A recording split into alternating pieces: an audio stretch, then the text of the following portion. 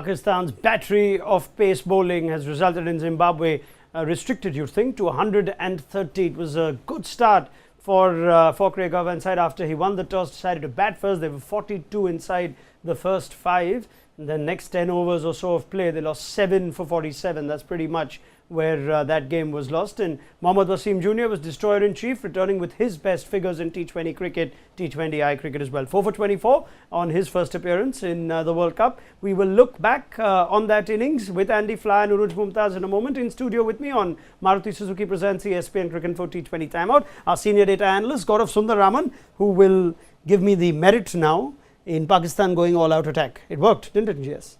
Yeah, I think in Perth it's a perfect strategy. We've seen that in test matches as well, and this stadium, the Perth stadium, is extremely favourable for fast bowling, and the ground is huge. That's something which we watch on TV. We see how tough it is to score those sixes and boundaries. So I think Pakistan did a great move, and again they play in Perth again, and then I think they move to Sydney. So I think as long as they're playing here, they would go with this approach. Their batting is definitely a bit thin without Asif Ali, but against Zimbabwe and maybe Netherlands, they could go this way. But again, going back to teams like South Africa, they may revert to the original idea of having two spinners. It's a brave man to go there, because it's going to be a brave man to drop Mohammad Wasim Jr. from this team. Urooj Mumtaz did mention that she's happy with this combination. This is probably Pakistan's best 11, and the difference was there for everyone to see. How good was Mohammad Wasim Jr., Urooj? I think he was brilliant. I'm a fan of his bowling. I think he's really smart, and he's got these subtle variations. And I mentioned this earlier, he gets the ball just to slightly nip back into the right-hander off a good length, or just slightly back of a length. And I think it was the ideal condition to bowl that kind of length, line and length. And I think he was instrumental, because Sikandar Raza, we keep talking about how big an influence he is, or how important he is to the Zimbabwe batting lineup, and his runs are of utmost importance. To sort of bowl him the back of the length pace delivery, and then to bowl the slow one into the wicket, and encouraging Sikandar to go for that longest, or probably the most longest boundary, over 80-meter hit. And I think that was the brilliance that Wasim brought. Still new to the T20 career, only about, I think, 20 odd matches to his name, but he's a quick learner and he's showing it at the world stage. So really happy with what he did tonight.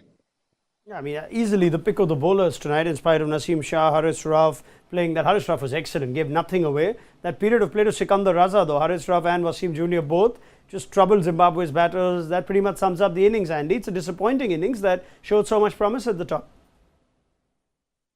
Yeah, it was an excellent power play, and the change they made to put Wesley Madavera at the top of the innings instead of Chakabva, the wicketkeeper batsman, it was working. And we spoke about Wesley Madavera having a good game matchup for this pace attack on this surface, and that's exactly how it looked. Some beautiful drives in the first over against Shaheen Afridi. And he looked the part. A good cut over point for 4, and he was up and running. And it was really disappointing. It was a disappointing way that he got out, actually, wandering across his stumps and missing a straight one.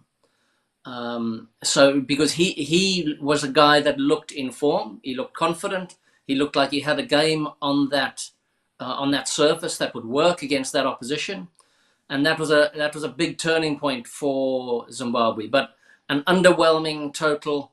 We were talking before the game started of a total of about 160 being a challenging task for Pakistan to chase. 130, something miraculous is going to have to happen with the ball for Zimbabwe.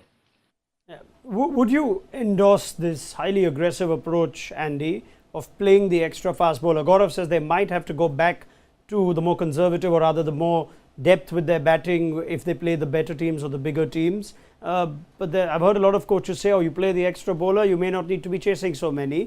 Do you believe in that? I believe in having a balanced attack, that's for sure. And I think in the game against India, they didn't necessarily have the best balanced attack, with having to bowl either their 2 main spinners through for their 8 overs, or introduce Iftikhar Ahmed as a third part-time spinner. And I don't think that's quite enough, not on these Australian surfaces. I think if you're in the subcontinent, that balanced attack would work. but not on these surfaces that aren't turning much, that aren't giving a lot of help to spin bowlers. You saw a class act like Hasaranga really struggling in Melbourne, for instance. So I think on these surfaces, the fourth seam option is really important. I think they should have enough batting, Pakistan, actually, because you'll have Mohammad Wasim, who can bat. He'll be coming in at number 8. I don't think that's a bad balance, actually, especially given the consistency that Rizwan and Baba present up top. Usually one of them goes on to get something. And therefore, I think Muhammad Nawaz or Haider Ali at 7 and Mohammad Wasim at 8, I think that's a good enough batting lineup. Yeah, we don't rule out Shaheen Afridi got runs for them in the last game. Naseem Shah won them a game of his own bat in the Asia Cup, so they battled 10 effectively, you'd think. So I think Urooj has already endorsed this, but quickly Urooj on the other silent contributor, if you may call him that today, Mohammad Wasim Jr. excellent. Shadab Khan just turns games around. You may have days where you may not need Mohammad Nawaz. Shadab Khan is such a bankable T20s leg spinner, isn't he? Yeah, I think he's a game changer. I mean, I don't know if I can say this, but he's like a silent killer. With Haris Rauf, you get all that flamboyancy and running around, and he's sort of loud and in your face. That over to Raza when he first came in was almost like sort of pushing his weight around with the pace. But Shadab is fantastic. He's phenomenal. What I liked was that in spite of having slightly shorter, straighter boundaries, he still put the ball up. And the wickets that he got was slightly just pulling the length back, just ever so slightly. The slip to Babar as well. The other wickets as well, Sean William. And I thought he bowled really well because he's got that 4 overs that Pakistan really bank on, and he's always looking for wickets. So he's not just trying to keep the runs under control, and he always does pick them up. So and he's as important with the bat as well, with this flexible middle order that Pakistan have. I mean, Andy brings up a good point, GS, of comparing Hasaranga, who we saw at Perth that they just struggled to figure out how to bowl, albeit to Australia, and Zimbabwe is different opposition. Shadab Khan, Haris Rauf, they play the BBL, they play these parts of the world. Makes a difference? Yeah, and Shadab's improved dramatically the last 2 years. He said that he's worked on his variations, he's worked on his speed. So I think all that effort is coming to fruition. And the fact that, yes, especially Haris Rauf has definitely the fact that he's played in BBL and MCG is more like a home ground to him in his own words. So he did say that he knows how to bowl there, and the Perth Stadium is also pretty similar in terms of the boundary dimensions and the length you need to bowl.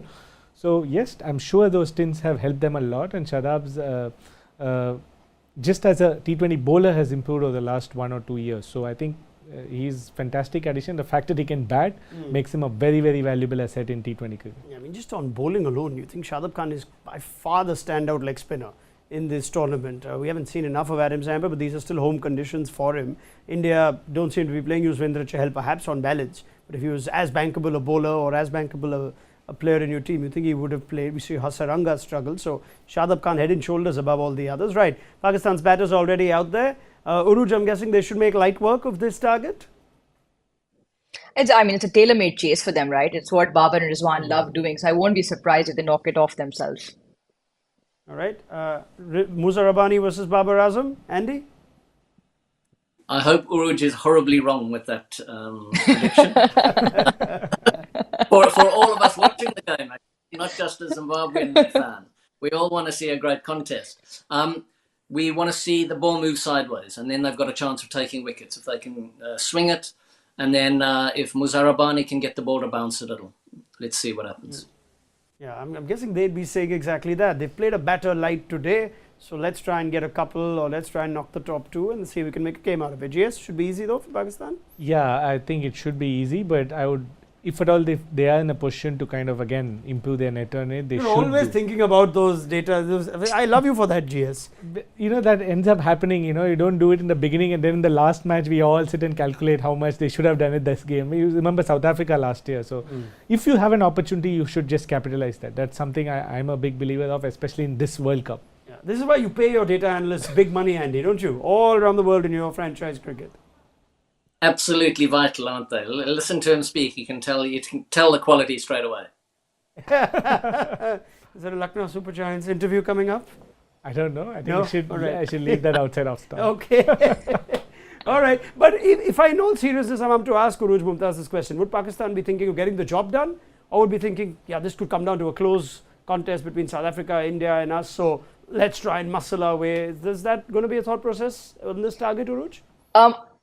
I don't think with the top two, I think they'll go the way that they do. And if they get close and they've got just a few runs left, they might send someone in like a Haider Ali who's short on runs up the order, maybe Nawaz as well, just to sort of didn't bowl much today, but he might just get some runs for them. But I don't think with the top two they'll experiment too much. All right, fair enough. Excellent from GS in studio, Andy Flan, Urooj Mumtaz. Let's pick up the chat at the end of this game. Do join us then for Maruti Suzuki presents ESPN Cricket for T20 Time Out.